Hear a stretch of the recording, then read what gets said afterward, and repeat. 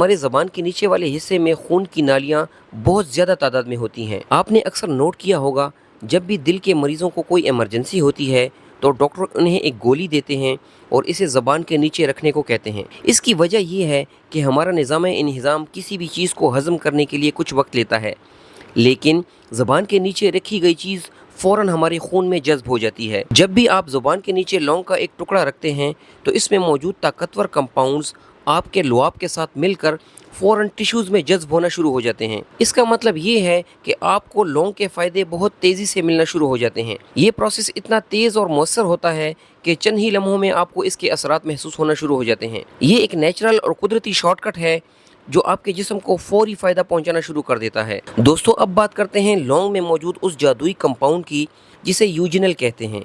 ये लौंग का सबसे अहम हिस्सा है।